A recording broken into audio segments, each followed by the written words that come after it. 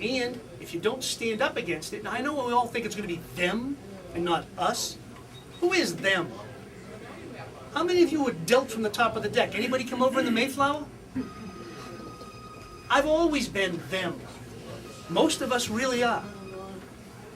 The Irish so welcomed when they got here. Oh, there's all the Irish. Come on in. Take all our jobs. We love you so much.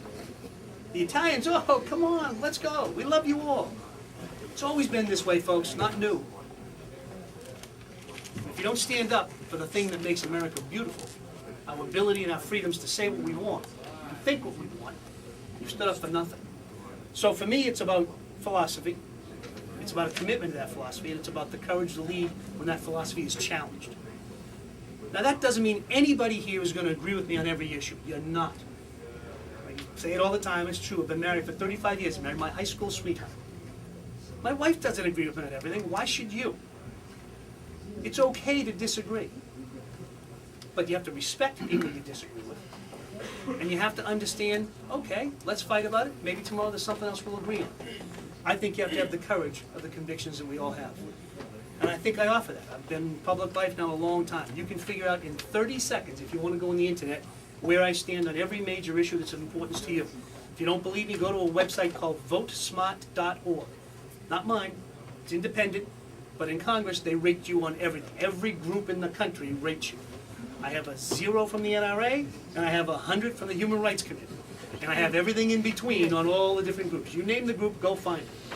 And again, I don't expect you to like every vote I've taken. I expect that you'll find some that you don't. If you want to focus on the things we disagree, fine. That's okay. I would argue that you look at the whole picture and figure out how you... Ted Kennedy did the same thing. I didn't agree with everything Ted Kennedy did. My guess is that most of you did. I agree with most of what he did, not everything. But I also really respected and admired his courage to stand up and fight, even against popular opinion at the time. And his ability to get it done. Because all the other things are just philosophy. That's what they teach in school. It's all a wonderful thing if you can be a professor. But if you want to be a politician, you need to be able to get it done. That's one thing that Dick taught me, how to get things done. I'm really proud of the fact that as a member of the Transportation Committee, I was able to bring back more money to the Commonwealth of Massachusetts than ever before in the history of this state, over $6 billion. I'm proud of that, and I'm not ashamed to run away from it. Some people only want to talk about the 50,000-foot level issues, and that's fine. But you know what? Jobs are jobs. Without that money, we have lousy roads, we have lousy bridges, we have no transit system, and we have fewer jobs.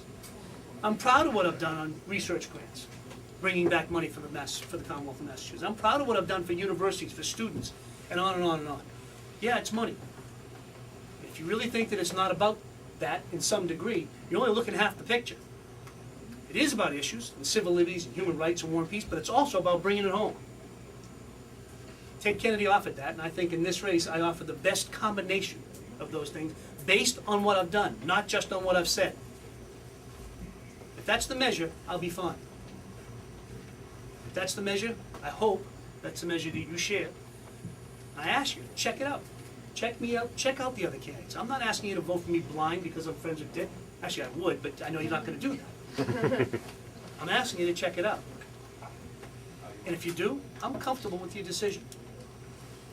If that's the case, we'll be okay. The Commonwealth will be okay. We'll be well served in the United States Senate. With that, I think I'm going to stop and see what's on your mind. See if you have any tough questions, I'll try to avoid them. I'll try to answer them.